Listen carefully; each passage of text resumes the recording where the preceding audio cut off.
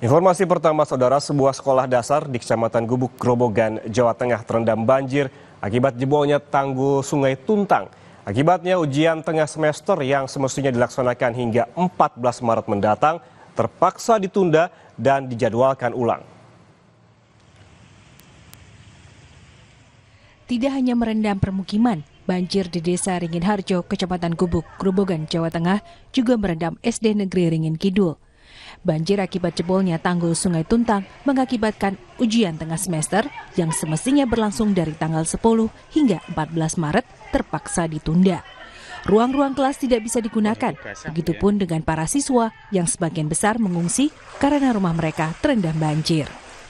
Banjir yang terjadi pada Minggu pagi 9 Maret lalu itu menyebabkan buku-buku di perpustakaan rusak. Pihak sekolah saat ini berusaha menyelamatkan peralatan pendukung belajar dan membersihkan lumpur yang terbawa banjir. Aktivitas belajar dan ujian akan dilaksanakan setelah banjir benar-benar surut. Ini SD itu telah terlanda banjir akibat dari tanggul Desa Batu yang jebol, yang mengakibatkan terdampak SD Negeri Ringin ini banjir.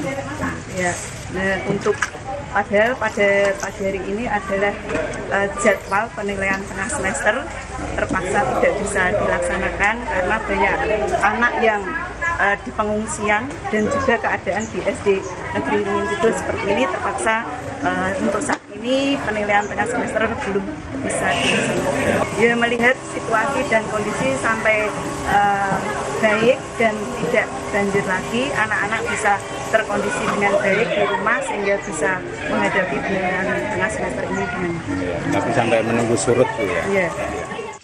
Dinas Pendidikan Kabupaten Grobogan mencatat dari 6 kecamatan yang terdampak banjir hingga kemarin ada 26 sekolah yang melapor terendam banjir. Di Kecamatan Gubuk, selain SD Negeri Ringin Kidul, SD Negeri 2 Baturagung dan SD Negeri 1 Tlogomulyo juga terendam banjir dan melakukan penundaan ujian tengah semester. Penundaan dilakukan karena rumah sebagian siswa dan guru terendam banjir. Tidak hanya itu, akses menuju sekolah juga tergenang banjir dan tidak bisa dilalui. Rifai Handoko, Kompas TV, Grobogan, Jawa Tengah.